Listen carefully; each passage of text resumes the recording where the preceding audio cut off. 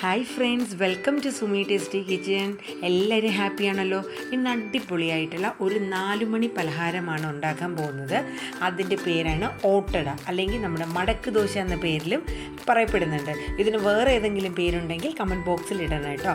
അപ്പോൾ നമ്മുടെ ഓട്ടട എങ്ങനെ തയ്യാറാക്കുന്നതെന്ന് നോക്കുന്നതിന് മുന്നേ ആയിട്ട് എൻ്റെ വീഡിയോസൊക്കെ നിങ്ങൾ കാണുന്നുണ്ടെന്നറിയാം. അതിനോടൊപ്പം തന്നെ ഒന്ന് ലൈക്ക് ചെയ്യാനും ഷെയർ ചെയ്യാനും സബ്സ്ക്രൈബും കൂടെ ചെയ്യാൻ മറക്കരുത് കേട്ടോ.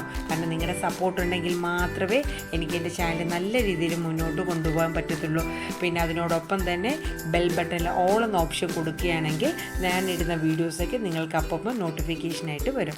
അപ്പോൾ നമുക്ക് വീഡിയോയിലോട്ട് പോകാം. നമ്മുടെ ഓട്ടട എങ്ങനെ തയ്യാറാക്കുന്നതെന്ന്. മൈദമാവും തേങ്ങയാണ് ഇതിൻ്റെ മെയിൻ കണ്ടൻറ്റ്. ഞാനിപ്പോൾ ഒരു അത്യാവശ്യം വലിപ്പമുള്ളൊരു തേങ്ങ അരമുറിയോളം ചിരകി വെച്ചിട്ടുണ്ട്. ഈ തേങ്ങയിലായിട്ട് നമുക്ക് ഏലയ്ക്ക പൊടിച്ചത്, ഏലയ്ക്കയും പഞ്ചസാരയും കൂടെ ലേശമായിട്ട് പൊടിച്ചതാണ്, ഒരു 1/4 ടീസ്പൂണോളം ഇട്ട് കൊടുക്കുക. അതിനുശേഷം ഒരു 2.5 അല്ലെങ്കിൽ 3 ടീസ്പൂൺ പഞ്ചസാരയ്ക്ക് പകരം നമുക്ക് ശർക്കര വേണമെങ്കിൽ യൂസ് ചെയ്യാം. മധുരം കൂടുതൽ വേണമെങ്കിൽ ഒരു 3-3.5 സ്പൂണോളം നമുക്ക് പഞ്ചസാര ചേർക്കാം. എന്നിട്ട് നമുക്ക് എള്ളുണ്ടല്ലോ, കറുത്ത എള്ള്, കുറച്ച് അതും കൂടെ ഇട്ട് ഒരു 2 ടീസ്പൂൺ അളവിൽ നെയ്യും കൂടെ ചേർക്കാം. നല്ലൊരു ഫ്ലേവറൊക്കെ വരാൻ വേണ്ടിയിട്ടാണ് കേട്ടോ. ഇതൊന്നും ഇല്ലെങ്കിലും നമുക്ക് തേങ്ങയും പഞ്ചസാരയും മാത്രമായിട്ടും നമ്മുടെ ഓട്ടട ഉണ്ടാക്കാൻ പറ്റും കേട്ടോ. അപ്പോൾ ഇത്രയും ഇൻഗ്രീഡിയൻസ് നമുക്കൊരു സ്പൂൺ കൊണ്ട് നന്നായിട്ട് മിക്സ് ചെയ്ത് നന്നായിട്ട് കൂട്ടി യോജിപ്പിച്ച് വയ്ക്കാം. ഇതിൽ വേണമെങ്കിൽ നമുക്ക് അവൽ വറുത്തത് ചേർക്കാം, നട്ട്സ് ഇടാം. നമ്മുടെ കയ്യിൽ എന്തൊക്കെയുണ്ടോ ആ നട്ട്സുകൾ, അങ്ങനെയുള്ള എന്ത് ഐറ്റം വേണമെങ്കിലും ഇതിൻ്റെ കൂടെ ഇടാം. പക്ഷേ ശർക്കരയെക്കാട്ടിലും കുറച്ചും കൂടെ ടേസ്റ്റ് പഞ്ചസാരയ്ക്ക് എനിക്ക് തോന്നിയത് കേട്ടോ. അപ്പം നമ്മുടെ തേങ്ങയുടെ ഇത് ഐറ്റംസ് എല്ലാം റെഡിയാക്കി വെച്ചു. ഇനി നമുക്ക് മൈദമാവ് എടുക്കുക. ഞാനൊരു 7-8 ഓട്ടട ഉണ്ടാക്കുന്നതിനുള്ള മൈദമാവാണ് എടുത്തിരിക്കുന്നത്.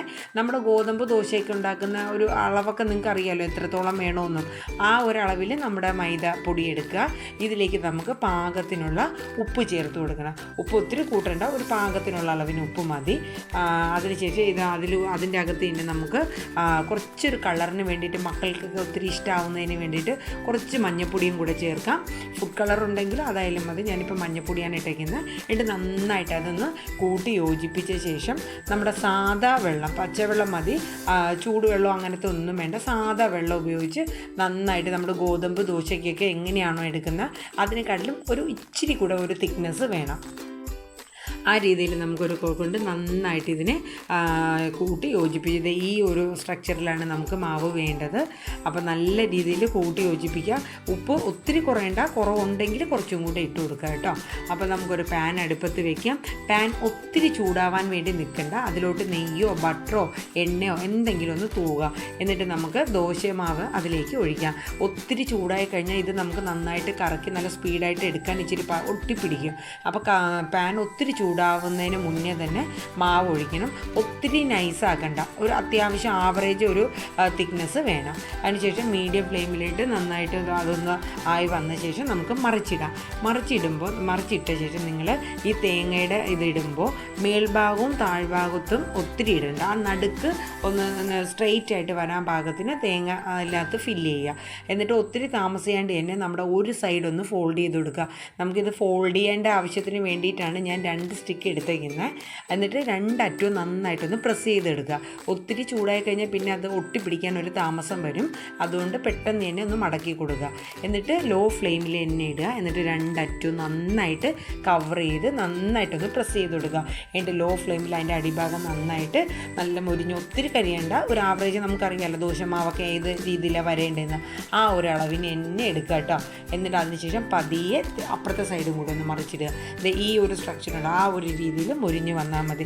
അപ്പോൾ നമ്മൾ അടിപൊളിയായിട്ടുള്ള ഓട്ടട അല്ലെങ്കിൽ മടക്ക് ദോശ ഇവിടെ തയ്യാറായി കഴിഞ്ഞു. വളരെ ഈസിയാണ്. മക്കളൊക്കെ സ്കൂളിൽ പോയിട്ട് വരുമ്പോൾ അവർക്ക് ഇഷ്ടപ്പെടുന്ന ഒരു പലഹാരം കൂടിയാണ്. മുതിർന്നവർക്കാണെങ്കിലും ഒത്തിരി ഇഷ്ടപ്പെടും. നമുക്ക് ചായയുടെ ഒപ്പം കഴിക്കാനോ അല്ലെങ്കിൽ രാവിലത്തെ ബ്രേക്ക്ഫാസ്റ്റ് ആയിക്കോട്ടെ, പെട്ടെന്ന് കറിയും ഒക്കെ ഉണ്ടാക്കാൻ നമുക്കൊരു ബുദ്ധിമുട്ട് തോന്നുകയാണെങ്കിൽ തന്നെ പെട്ടെന്ന് തയ്യാറാക്കാൻ പറ്റുന്ന ഒരു റെസിപ്പിയാണിത്, ഓട്ടട അല്ലെങ്കിൽ മടക്ക് ദോശ. ഇതിൻ്റെ 2 അറ്റവും മടക്കുന്നുണ്ടാണെന്ന് തോന്നുന്നു മടക്ക് ദോശ എന്നൊരു പേര് വന്നിരിക്കുന്നത്. ഇത് കൂടുതലും ട്രിവാൻഡ്രം ഭാഗത്തൊക്കെയാണ് ഞാൻ കണ്ടിരിക്കുന്നത് കേട്ടോ. അപ്പോൾ വളരെ നല്ല റെസിപ്പിയാണ്. അപ്പോൾ വളരെ സിമ്പിളായിട്ട് തന്നെ നമുക്ക് ഉണ്ടാക്കാൻ പറ്റുന്നൊരു ഐറ്റമാണ് ഓട്ടട. അപ്പോൾ എല്ലാവർക്കും വീഡിയോ ഒക്കെ ഇഷ്ടമായി കാണുമെന്ന് കരുതുന്നു. എന്ത് എളുപ്പത്തിനാണ് നമ്മൾ ഉണ്ടാക്കിയത്.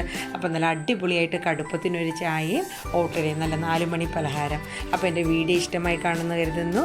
നെക്സ്റ്റ് ഒരു വീഡിയോയുമായി വീണ്ടും കാണാം. താങ്ക്